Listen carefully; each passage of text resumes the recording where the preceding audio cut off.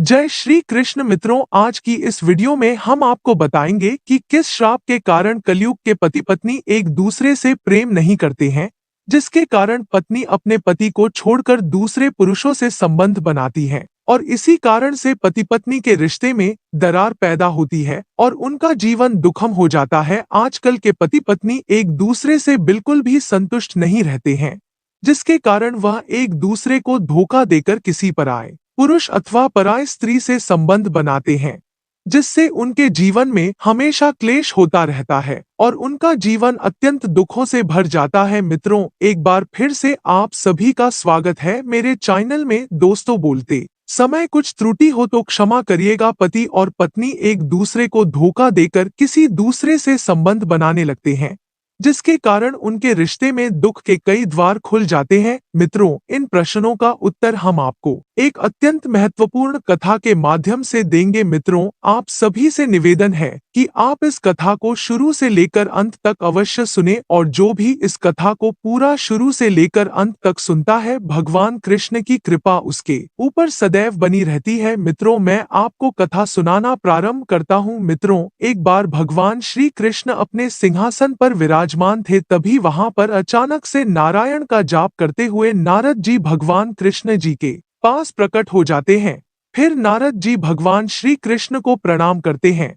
तब भगवान श्री कृष्ण नारद जी से कहते हैं, हे नारद जी, आज आप अचानक से हमारे पास किस कारण से पधारे हैं? लगता है कि आज फिर से आपके चल मन में किसी प्रश्न ने अपना आवरण बना लिया है। भगवान कृष्ण जी की बात सुनकर नारद जी भगवान कृष्ण जी से कहते हैं, हे प्रभु, आपने सत्य ही कहा। आज मेरे मन में एक विचित्र प्रश्न उठ रहा है। आज जब मैं पृथ्वी लोक का भ्रमण कर रहा था, तब मैंने देखा कि एक विवाहित पति पत्नी कुछ दिनों तक तो एक दूसरे से प्रेम करते रहे, लेकिन विवाह के कुछ दिनों बाद वे पति और पत्नी एक दूसरे से संतुष्ट न होकर छुपकर पराई स्त्री और पराये पुरुष के साथ संबंध बना रहे थे। आज के पति पत्नी एक दूसरे से बिल्कुल भी संतुष्ट नहीं रहते हैं, जिसके कारण वह एक दूसरे को धोखा देकर किसी पराये पुरुष अथवा पराये स्त्री से संबंध बनाते हैं, जिसके कारण मेरे मन में एक प्रश्न ने अपना विकराल रूप धारण कर लिया और मेरा वह प्रश्न है कि किस श्राप के कारण कलयुग के पति पत्नी एक दूसरे से संतुष्ट नहीं रहते हैं, वे एक दूसरे से प्रेम क्यों नहीं करते हैं? तब भगवान श्री कृष्ण नारद जी से कहते हैं, हे नारद जी, आज आपने मनुष्यों के कल्याण हेतु बहुत ही महत्वपूर्ण प्रश्न किया है, क्योंकि यह प्रश्न इतना महत्वपूर्ण है जितना कि किसी भूखे व्यक्ति के लिए भोजन होता है। इसलिए हम आपको आपके इस प्रश्न का उत्तर एक महत्वपूर्ण कथा के माध्यम से देना चाहते हैं, लेकिन आपको इस कथा को शुरू से लेकर अंत तक पूरा सुनना होगा, क्योंकि आधी अधूरी बात से आधे अधूरे ज्ञान की प्राप्ति होती है। भगवान श्री कृष्ण की बात सुनकर नारद जी भगवान श्री कृष्ण से कहते हैं, हे प्रभु, मैं आपको विश्वास दिलाता हूँ कि मैं इस कथा को शुरू से लेकर अंत तक पूरा अवश्य सुनूंगा और इस कथा को समस्त देवलोक में भी विख्यात करूंगा। मित्रों, भगवान श्री कृष्ण नारद जी से कहते हैं, हे नारद, एक समय की बात है, किसी नगर में सौरभ नाम का एक लड़का रहता था। वह बहुत ही सुंदर था और वह धीरे धीरे जवानी की पहली सीढ़ी पर पहला कदम रख चुका था, जिसकी वजह से अब युवा होने लगा था। और यह तो आप सभी लोग अच्छी तरह से जानते ही होंगे कि यह अवस्था कितनी रक्तता से भरी होती है। इस अवस्था में मन सुंदर सुंदर मनुष्य काया की ओर आकर्षित होता रहता है। ऐसा ही हाल सौरभ का भी था। वह जब किसी लड़की को देखता था तो उसका मन उसके वश में नहीं रहता था, जिससे वह उस स्त्री पर अपना मन खो बैठता था, उसके साथ वासना और भोग करने के लिए व्याकुल रहने लगता था। फिर एक दिन उसके पिता ने अपने मन में सोचा कि अब मेरा पुत्र युवा हो गया है, इसलिए मुझे उसका विवाह कर देना चाहिए। उसके बाद सौरभ के पिता ने स्वयं ही सौरभ के लिए एक अच्छी सी कन्या देखकर उसका विवाह कर दिया। सौरभ की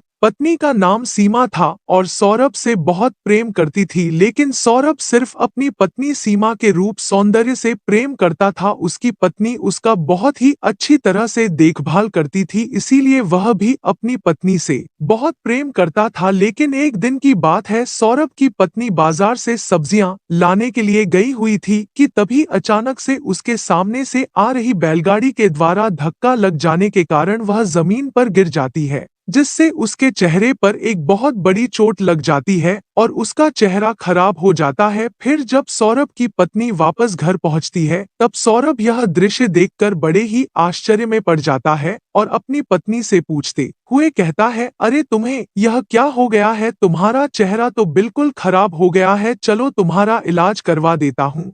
फिर सौरभ अपने नगर के एक वैद्य के पास अपनी पत्नी के चेहरे का इलाज करवाता है। उस वैद्य से इलाज करवाने के बाद भी सौरभ की पत्नी का चेहरा बिल्कुल भी ठीक नहीं हुआ था और इन दिनों सौरभ अपनी पत्नी से थोड़ा दूर ही रहने लगा था। धीरे धीरे सौरभ को अपनी पत्नी के साथ संबंध बनाने में संतुष्टि भी नहीं मिलती थी, इसलिए वह बहुत ही निराश रहने लगा था। लेकिन वह यह बात अपनी पत्नी से नहीं बताता था। फिर एक दिन सूरज की पत्नी अपने पति के पास पहुंचकर उससे कहती है, हे नाथ, मुझे अपने मायके गए हुए बहुत दिन हो गए हैं, इसीलिए आपकी आज्ञा हो तो मैं कुछ दिनों के लिए अपने मायके चली जाऊं। तब सौरभ अपनी पत्नी से कहता है, ठीक है, आप चली जाओ, तुम्हारा भी मन बहल जाएगा। उसके बाद सौरभ की पत्नी अपने मायके चली जाती है और इधर घर में सिर्फ सौरभ रह जाता है। एक दिन सौरभ के अंदर वासना के भाव जाग उठते हैं, जिसके कारण वह बहुत ही परेशान था। अभी सौरभ अपने घर में बैठा ही था कि तभी अचानक से उसके घर के सामने से एक सुंदर स्त्री जाने लगी, जिसे देखकर सौरभ उस पर मोहित हो गया। फिर वह उस सुंदर स्त्री के पास जाता है। उस दिन उसके मन में काम वासना के भाव उठ रहे थे, इसलिए सौरभ उस सुंदर स्त्री से मीठी मीठी बातें करने लगा, जिससे उस स्त्री के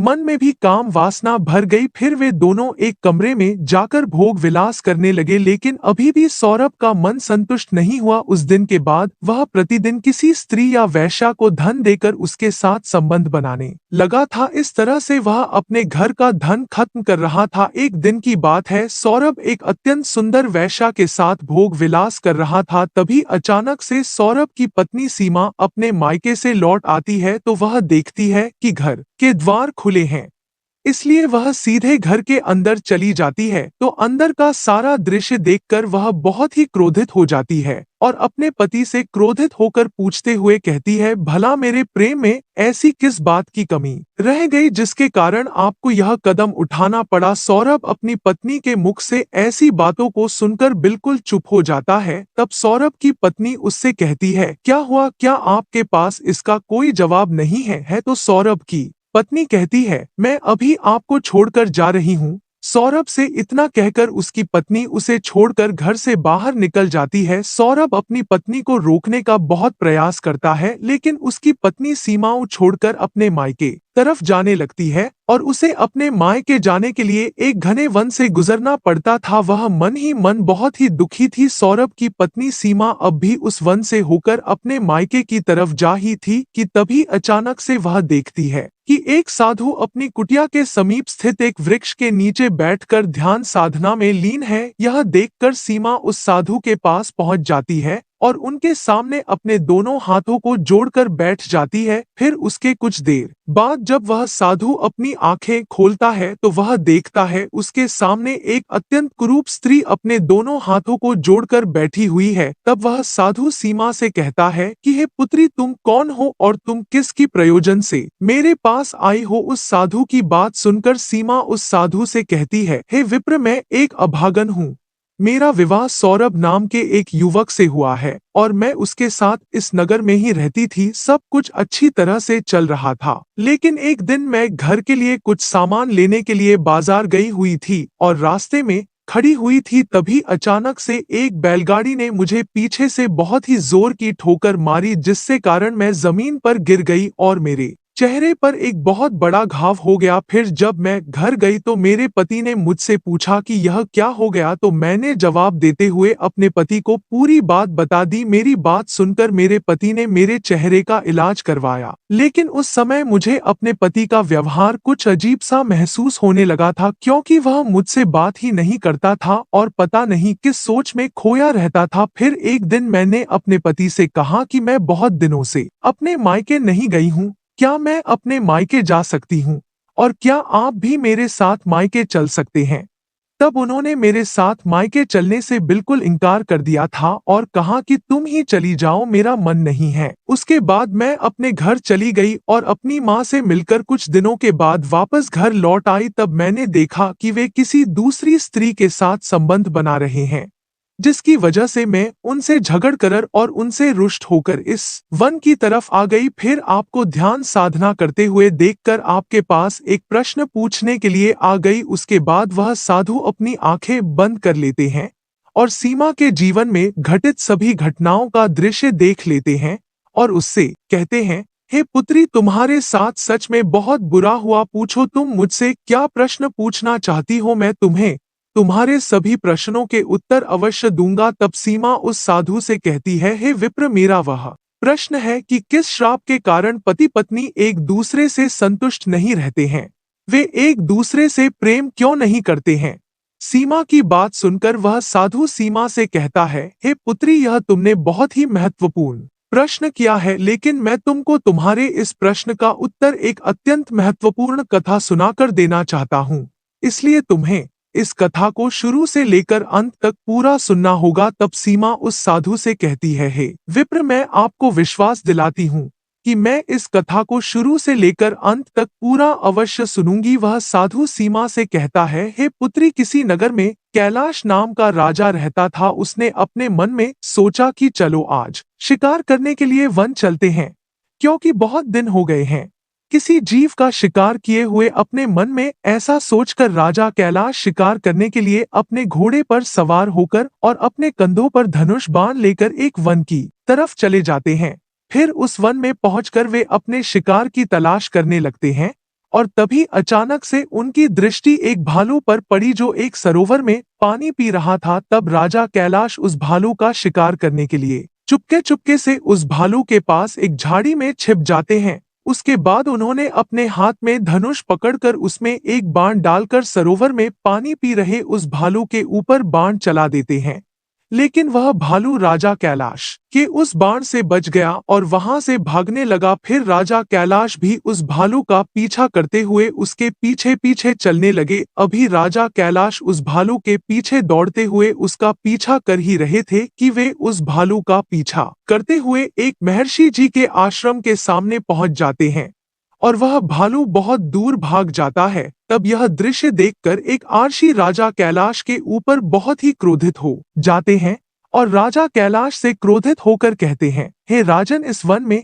किसी भी प्राणी का शिकार करना वर्जित है, इसलिए आप इस वन में किसी भी प्राणी का शिकार नहीं कर सकते हैं, क्योंकि यह हमारे गुरु का आदेश है। फिर राजा कैलाश ने उस आर्षी की बात सुनकर उस वन में शिकार न करने का निर्णय लिया और उस आर्ष को वचन देते हुए कहते हैं कि हे महात्मा, मैं आपको यह वचन देता हूँ कि मैं आज से कभी भी इस वन में शिकार करने के लिए नहीं आऊंगा। उस आर्ष से इतना कहकर राजा कैलाश निराश होकर अपने रथ की तरफ जाने लगते हैं।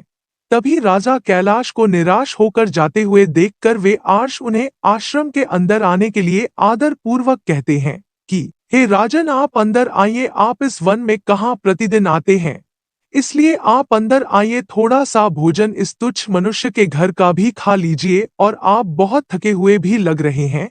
राजा कैलाश उस अर्ष के इस आदर पूर्वक व्यवहार को देखकर बहुत ही प्रसन्न हो गए, इसलिए वे उस अर्ष की इस बात को टाल भी नहीं सके और उस आश्रम के अंदर चले गए। फिर उस आश्रम के अंदर जाने के बाद जब उन्हें पता चला कि वह आश्रम महर्षि कश्यप जी का है, तब राजा कैलाश उस आश्रम के अंदर प्रवेश करते हुए महर्षि कश्यप जी को आवाज लगाने लगे। तब राजा कैलाश की आवाज सुनकर उस कुटिया के अंदर से एक अत्यंत सुंदर, मन को मोहने वाली युवा कन्या राजा कैलाश के सामने आकर खड़ी हो गई, जिसका नाम कोमल था, जिसे देखकर राजा कैलाश उस युवती पर अत्यंत मोहित हो जाते हैं। फिर कोमल प्रत्येक अतिथियों की तरह राजा कैलाश का भी अच्छी तरह से अतिथि सत्कार करते हुए उनका स्वागत करती है और राजा कैलाश से कहती है, हे राजन, पिताजी तो अभी तीर्थ यात्रा पर गए हुए हैं, लेकिन आपका स्वागत है। फिर कोमल महाराजा कैलाश को भोजन आदि करा के अच्छी तरह से अतिथि सत्कार करती है। कोमल की सेवा भाव से प्रसन्न होकर राजा कैलाश कोमल से पूछते हुए कहते हैं कि हे देवी, आप कौन हैं, और आपका क्या नाम है? तब वह कन्या राजा कैलाश से कहती है, हे राजन, मेरा नाम कोमल है और मैं महर्षि कश्यप की पुत्री हूँ। कोमल की बात सुनकर महाराज कैलाश बड़े ही आश्चर्य में पड़ जाते हैं और अचानक ही कोमल से पूछते हुए कहते हैं कि हे देवी, महर्षि कश्यप तो आजीवन ब्रह्मचारी हैं, फिर आप उनकी पुत्री कैसे हुई? राजा कैलाश की ऐसी दुविधा को देखकर कोमल ने उन्हें अपने अभागी जीवन गाथा को और स्वयं के माता पिता की सत्यता से अवगत कराते हुए कहती हैं, हे राजन, वास्तव में मैं महर्षि विश्वामित्र और स्वर्ग की अप्सरा मेनका की पुत्री हूँ।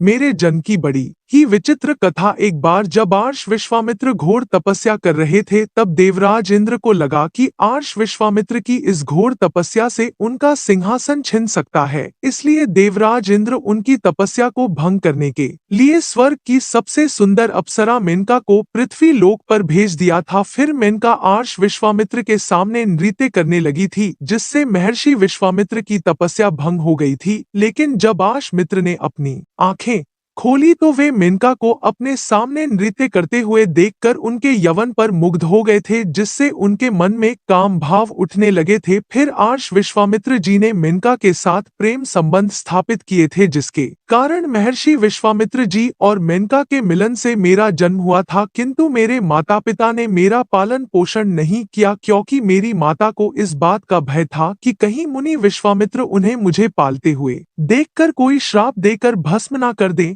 इसलिए उन्होंने मेरा परित्याग कर दिया और मेरे पिता विश्वामित्र जी ने भी मेरा पालन पोषण नहीं किया। शायद उन्हें भी इस बात का भय था कि अगर कोई उन्हें मुझे पालते हुए देख लेगा तो क्या कहेगा, यह किसकी पुत्री है, इसकी माता कौन है? शायद इसीलिए उन्होंने ऐसा किया। फिर मेरी माता मुझे एक वन में अकेला छोड़कर वापस स्वर्ग लोक चली गई। तब उस वन के कुछ शकुंत पक्षियों ने मेरे प्राण बचा लिए। फिर एक दिन की बात है, महर्षि कश्यप उसी मार्ग से गुजर रहे थे, तब उन्होंने मुझे देखकर अपनी गोद में उठा लिया। उसके बाद उन्होंने मुझे अपनी पुत्री के रूप में गोद ले लिया। कोमल राजा कैलाश से कहती है, हे राजन, धर्मशास्त्र के अनुसार जन्म देने वाला, पालन पोषण करने वाला तथा अन्न देकर रक्षण करने वाला पिता के समान पूजनीय होता है, क्योंकि जन्म देने वाले से बड़ा पालन पोषण करने वाला होता है। इसलिए मैं महर्षि कश्यप की पुत्री बन गई और महर्षि कश्यप ने मुझे कभी भी इस बात का एहसास नहीं होने दिया कि मैं उनकी असली पुत्री नहीं हूँ, और मैंने भी उन्हें इस बात का एहसास नहीं होने दिया कि मैं जानती हूँ कि वे मेरे असली पिता नहीं हैं, लेकिन फिर भी मैं उन्हें अपना पिता मानती हूँ। कोमल की इन बातों को सुनकर राजा कैलाश उनकी ओर आकर्षित होने लगे, क्योंकि वे उनकी सुंदरता पर तो पहले से ही मोहित थे और अब उन्हें उनकी बातें भी बहुत अच्छी लगने लगी थी। फिर राजा कैलाश कोमल को अपने साथ विवाह का प्रस्ताव देते हैं और उन्हें अपने साथ विवाह का प्रस्ताव देते हुए कहते हैं, हे सुंदरी, तुम एक क्षत्रिय कन्या हो और मैं तुम्हारे सौंदर्य को देखकर अपना मन तुम्हें दे चुका हूँ, तुमसे प्रेम करने लगा हूँ। इसलिए यदि तुम्हें किसी भी प्रकार की कोई आपत्ति ना हो तो मैं तुमसे विवाह करना चाहता हूँ। ऐसे प्रस्ताव को सुनकर पहले तो कोमल आश्चर्य में पड़ गई, परंतु मन ही मन में वे भी राजा कैलाश के सौंदर्य को देखकर तथा उनके शौर्य की प्रशंसा सुनकर उन्हें बहुत ही पसंद करने लगी थी। लेकिन कोमल ने राजा कैलाश को आर्षि कश्यप की अनुपस्थिति का कारण बताते हुए विवाह करने से इनकार कर दिया था। तब राजा कैलाश ने उन्हें यह कहकर मना लिया कि तुम एक क्षत्रिय कन्या हो और शास्त्र के अनुसार किसी भी क्षत्र कन्या को अपना वर स्वयं चुनने का अधिकार होता है। और वैसे भी जब आर्षि कश्यप को यह बात पता चलेगी कि तुमने मेरे साथ विवाह किया है तो वे तुम पर बिल्कुल भी क्रोधित नहीं होंगे। फिर राजा कैलाश के द्वारा इस प्रकार से समझाने के बाद कोमल उनके साथ विवाह करने के लिए तैयार हो जाती है। उसके बाद उन्होंने एक दूसरे के साथ गंधर्व विवाह कर लिया। फिर कुछ दिनों तक राजा कैलाश और कोमल उस वन में एक कुटिया बनाकर संबंध बनाने लगे और वहीं पर रहकर समय व्यतीत करने लगे। लेकिन एक दिन की बात है, राजा कैलाश को याद आता है कि उन्हें अपने राज्य को भी संभालना है। इसलिए वे अपनी पत्नी कोमल के पास जाकर उनसे कहते हैं, हे प्रिय, मेरे कंधों पर अपने राज्य का दायित्व है और अब मुझे अपना कर्तव्य पूरा करने के लिए अपने राज्य जाना ही पड़ेगा। महाराज कैलाश ने कोमल को अपने प्रेम के प्रतीक रूप में अपनी दिव्य स्वर्ण मुद्रिका दी और कहा कि जब मैं तुमसे कभी मिलने के लिए आऊं तब तुम मुझे यह स्वर्ण मुद्रिका दिखा देना, जिससे मैं तुम्हें पहचान लूंगा। और उन्हें आश्वासन दिया कि जैसे ही आर्ष कश्यप अपनी यात्रा से वापस आ जाएंगे तब वे उन्हें शीघ्र ही अपने साथ विदा करके अपने राज्य में ले जाएंगे। फिर कोमल राजा कैलाश के वापस जाने के बाद वह अपने पिता की कुटिया में आकर रहने लगती है। वह साधु सीमा से कहता है, हे पुत्री। उसके बाद ऐसे ही कई दिन बीत जाते हैं और इसी बीच कोमल को पता चलता है कि वे गर्भवती है। यह जानने के बाद कोमल बहुत ही प्रसन्न हो जाती है और आर्षि कश्यप के वापस लौटने का इंतजार करने लगती है। उसके कुछ दिनों बाद आर्षि कश्यप अपनी तीर्थ यात्रा पूरी करके वापस अपने आश्रम लौट आते हैं।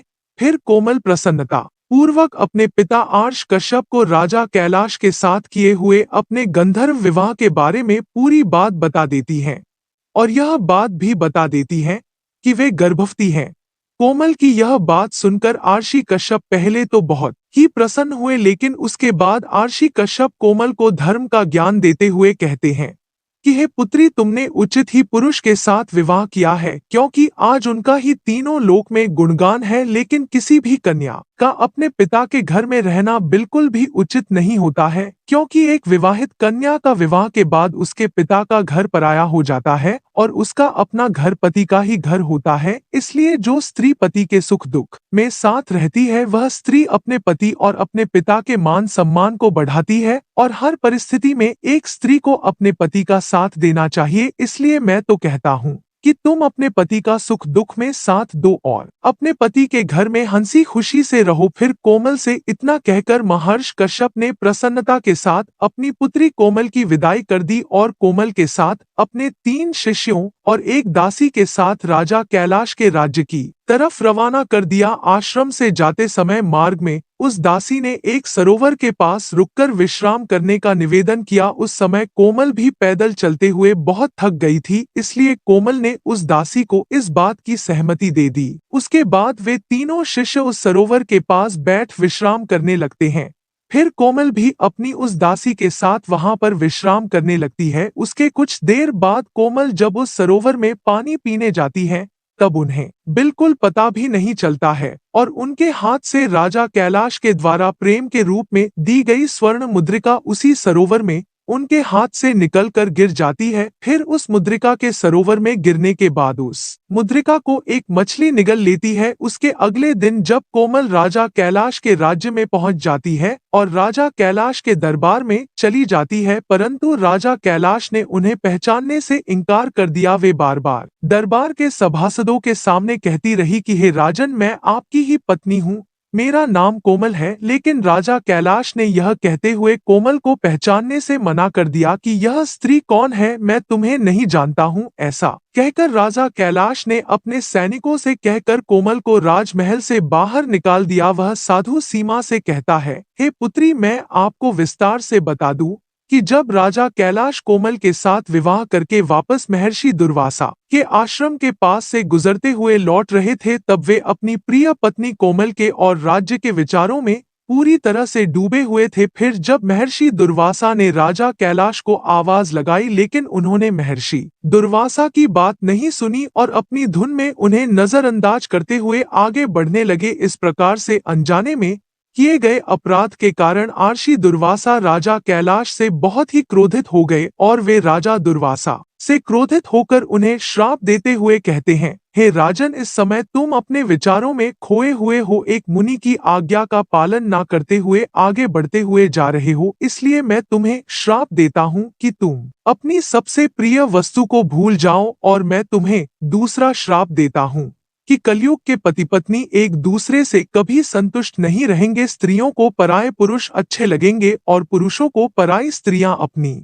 पत्नी से ज्यादा पसंद आएंगी, लेकिन फिर भी उनका मन संतुष्ट नहीं रहेगा। साथ ही साथ तुम और तुम्हारी पत्नी भी एक दूसरे से कभी संतुष्ट नहीं रहोगे। वह साधु सीमा से कहता है, हे पुत्री, महर्षि दुर्वासा के श्राप रूपी कठोर वचनों को सुनकर राजा कैलाश बहुत ही भयभीत हो जाते हैं और आर्ष दुर्वासा के चरणों में बैठकर नतमस्तक हो जाते हैं और महर्षि दुर्वासा से बार बार विनती करने लगते हैं। फिर राजा कैलाश के बार बार विनती करने पर राजा दुर्वासा उनसे कहते हैं, हे राजन, मैं अपने इन दोनों श्राप को तो वापस नहीं ले सकता हूँ, लेकिन जब तुम कोई सूचक चिन्ह देखो तो तुम्हारी यादें वापस आई जाएंगी, और जो पति पत्नी एक दूसरे का अच्छी तरह से बातचीत करेंगे, एक दूसरे को समय देंगे, वे पति पत्नी सदैव एक दूसरे से संतुष्ट रहेंगे। फिर राजा कैलाश अपना राज्य पाठ संभालने में व्यस्त हो जाते हैं और कोमल के साथ अपने राज्य में हुए अन्याय को भूल जाते हैं। लेकिन एक दिन की बात है, जिस मछली ने पानी पीते समय कोमल की अंगूठी को निगला था, वह मछली एक मछुआरे के में फंस जाती है। फिर जब उस मछुआरे ने उस मछली को डोट काटा तो उसके पेट से एक चमचमाती हुई सोने की अंगूठी निकलती है। उस अंगूठी को देखकर वह मछुआरा बहुत ही प्रसन्न हो जाता है और वह उस दिव्य अंगूठी को बेचने के लिए उस नगर के एक सुनार के पास पहुंच जाता है। मित्रों, होनी को कुछ और ही होना मंजूर था, इसलिए जब उस सुनार ने जैसे ही उस सोने की मुद्रिका को देखा, तब उसका ध्यान अंगूठी पर लिखे हुए राजा के नाम पर पड़ जाता है। वह स्वर्ण मुद्रिका राजा कैलाश ने स्वयं के लिए हजारों स्वर्ण मुद्राएं देकर बनवाई थी, जिसकी कीमत बहुत ज्यादा थी, और वह मुद्रिका उस सुनार ने ही बनाई थी। फिर उस सुनार ने तुरंत उस मछुआरे को उस स्वर्ण मुद्रिका के लिए ढेर सारा धन देकर उसे राजा के महामंत्री के हवाले कर दिया। फिर महामंत्री ने उस अंगूठी और मछुआरे को लेकर राजा कैलाश के समक्ष प्रस्तुत हुए। फिर पहले तो राजा कैलाश उस स्वर्ण मुद्रिका को बिल्कुल भी नहीं पहचान पाए, लेकिन जब राजा कैलाश ने उस मुद्रिका को हाथ लगाया, तब उस मुंह को हाथ लगाते ही राजा कैलाश को कोमल से जुड़ी सारी बातें याद आ जाती है।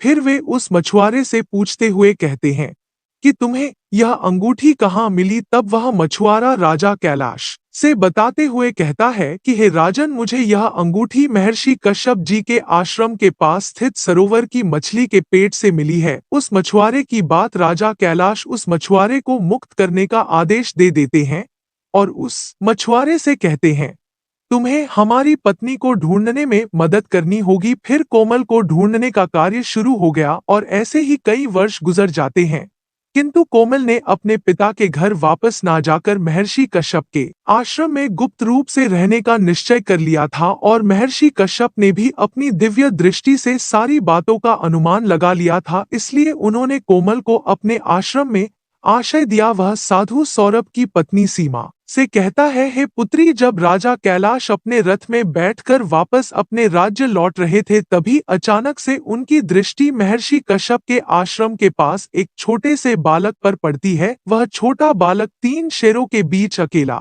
खेल रहा था और उनके बच्चों के दांत गिन रहा था। यह विचित्र दृश्य देखकर राजा कैलाश बड़े ही आश्चर्य में पड़ जाते हैं और उस बालक को देखकर उनके हृदय में प्रेम की भावना उमड़ पड़ती है। फिर वे उस बालक के पास पहुंच जाते हैं। उसके बाद उस बालक को अपनी गोद में उठाने के लिए आगे बढ़ते हैं कि तभी कोमल की कुछ सखियां राजा कैलाश को पीछे से बहुत जोर जोर से आवाज देते हुए कहते हैं, हे राजन, आप यह क्या करने जा रहे हैं? आप उस बालक को ना छुए, अन्यथा आप जलकर भस्म हो जाएंगे, क्योंकि वह बालक महर्षि कश्यप के विशेष आशीर्वाद के कारण दिव्य शक्तियों का जाता है। इसलिए आपकी इसी में भलाई है कि आप उस बालक से दूर ही रहे, यही आपके लिए उचित होगा। उस बालक की भुजा में एक अत्यंत जहरीला सांप की डोर बनकर बंधा हुआ था, इसलिए जो भी उस बालक को छू लेता था, उसी सांप के विष के कारण वह व्यक्ति तुरंत ही झलक भस्म हो जाता था। फिर भी राजा कैलाश कोमल की सखियों की इन बातों को सुनकर भी स्वयं को ना रोक सके और उन्होंने उस बालक को अपनी गोद में उठा ही लिया। उस समय कोमल की सभी सखियां राजा कैलाश को आश्चर्य से देख रही थी कि उस बालक की भुजा में बंधी सर्प डोर जमीन पर गिर गई है। कोमल की सभी सखियों को यह अच्छी तरह से ज्ञात था कि जब उस बालक को उसका पिता अपनी गोद में उठा लेगा, तब वह काला सर्प डोर जमीन पर गिर जाएगा। यह सारा दृश्य देखकर कोमल की सखियां बहुत ही प्रसन्न हो जाती हैं और प्रसन्न होकर भागते हुए कोमल के पास पहुंच जाती हैं और उन्हें सारा वृतांत सुना देती है। अपनी सखियों की यह बात सुनकर कोमल भी दौड़ते हुए महाराजा कैलाश के पास पहुंच जाती है। तब राजा कैलाश कोमल को देखते ही तुरंत ही पहचान लेते हैं। उसके बाद वे कोमल के साथ अपने किए हुए व्यवहार के लिए क्षमा मांगने लगते हैं। फिर आर्ष कश्यप से आज्ञा लेकर कोमल और अपने पुत्र को लेकर अपने राज्य में वापस लौट आते हैं। उसके बाद राजा कैलाश कोमल को अपनी पूरी प्रजा के सामने अपनी रानी के रूप में स्वीकार कर लेते हैं। महाराजा कैलाश और कोमल के इस तेजस्वी पुत्र का नाम नितेश था, जो बड़े होकर एक महान प्रतापी सम्राट बने। फिर सीमा उस साधु को प्रणाम करके अपने मायके ना जाकर अपने पति के घर की ओर जाने लगती है। तब वह देखती है कि उसके सामने से सौरभ चलता हुआ चला आ रहा है। अपने पति को अपने सामने से आता हुआ देखकर सीमा बहुत ही प्रसन्न हो जाती है। उसके बाद सौरभ अपनी पत्नी सीमा के पास पहुंचकर उसके चरणों को पकड़ लेता है और उससे क्षमा मांगते हुए कहता है कि हो सके तो तुम मुझे क्षमा कर दो, क्योंकि मैं विश्वास दिलाता हूँ कि मैं आगे से कभी ऐसा काम नहीं करूंगा। अपने पति की इन बातों को सुनकर सीमा सौरभ को क्षमा कर देती और फिर सीमा अपने पति सौरभ के साथ सुखपूर्वक से जीवन व्यतीत करने लगती है। मित्रों, भगवान श्री कृष्ण नारद जी से कहते हैं, हे नारद जी, यह कारण है कि पति को छोटी छोटी बातें याद नहीं रहती हैं, जिससे वे एक दूसरे से रुष्ट हो जाते हैं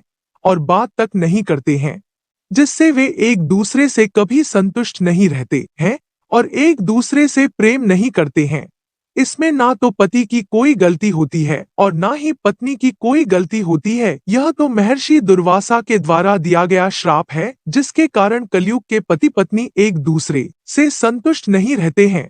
मित्रों, भगवान श्री कृष्ण देवर्षि नारद जी से कहते हैं, हे नारद जी, अब तो आपको आपके सभी प्रश्नों के उत्तर मिल ही गए होंगे। तब देवर्षि नारद जी भगवान श्री कृष्ण से कहते हैं, हे प्रभु, आज आपने मुझे इस कथा के माध्यम से बहुत ही महत्वपूर्ण ज्ञान दिया है, इसलिए मैं आपको विश्वास दिलाता हूँ कि मैं इस कथा का विस्तार समस्त देवलोक में अवश्य करूंगा। मित्रों, पति पत्नी का रिश्ता बहुत ही पवित्र माना जाता है और इस रिश्ते में छोटी छोटी बातों पर झगड़ना अच्छी बात नहीं होती है। पति पत्नी को एक दूसरे के साथ ज्यादा समय बिताना चाहिए और हमेशा खुले मन से ही बातचीत करना चाहिए। एक दूसरे को समझने की कोशिश करना चाहिए और एक दूसरे के साथ अपने भावनाओं दुखों को बांटना चाहिए। यही एक पति पत्नी का कर्तव्य होता है और जब पत्नी या पति संतुष्ट ना हो तो उसे किसी भी तरह से संतुष्ट करने का पूरा प्रयास करना चाहिए, क्योंकि जब रिश्तों में कोई बाधा आ जाती है तो वह पूरे परिवार को जड़ से उखाड़ फेंक देती है। मित्रों, अगर आपने इस वीडियो को यहाँ तक देखा है तो आप समझ गए होंगे कि किस श्राप के कारण पति पत्नी एक दूसरे से संतुष्ट नहीं रहते हैं।